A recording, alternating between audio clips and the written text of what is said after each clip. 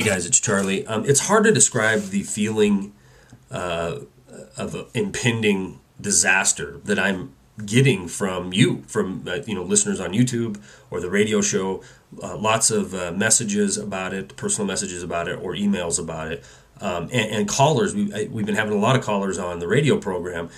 All with the same sentiment, which is they can just feel something in the air is about to bust. Unfortunately, or maybe fortunately for the ostriches with their head in the sand, one weekend passes and just about everything's forgotten because you got your high school football on Friday, your college football on Saturday, and your pro on Sunday. Mix in a little bit of a numbing agent like a six pack of beer, and you forgot all about the horrible economic data that was released last week. Well, this morning you get up and you hear great news, 1% increase in consumer spending. To be honest, I don't really even know what is included in that consumer spending report. I got a hunch it's food and gas, and if it is, obviously food's been on the rise, and so has fuel. So we could have had a 1% growth just because of that.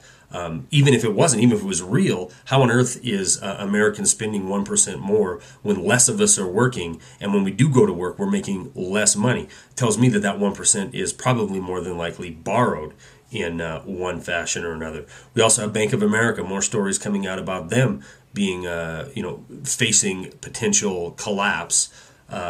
Soon, maybe later, but inevitable, it seems like that's going to happen. Or at least they're going to come before the American people again and terrorize us and say, either bail us out or we're going to collapse the whole thing. I pray to God if that happens. Now the country has the backbone to say, you know what?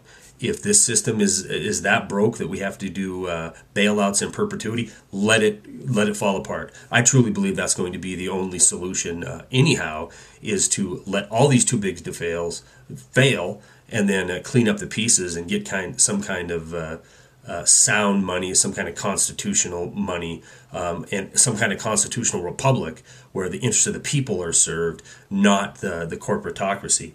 We also have the New York manufacturing report, New York State manufacturing report that came out today that was supposed to be, by all these so-called experts, about going from about 24 to the positive side down to about 11 to the positive side, and it had a massive, massive drop to 11.7 to the negative side.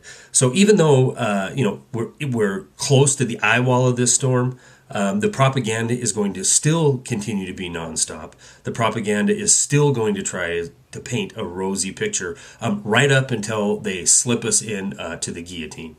Stories are attached. That's all I got.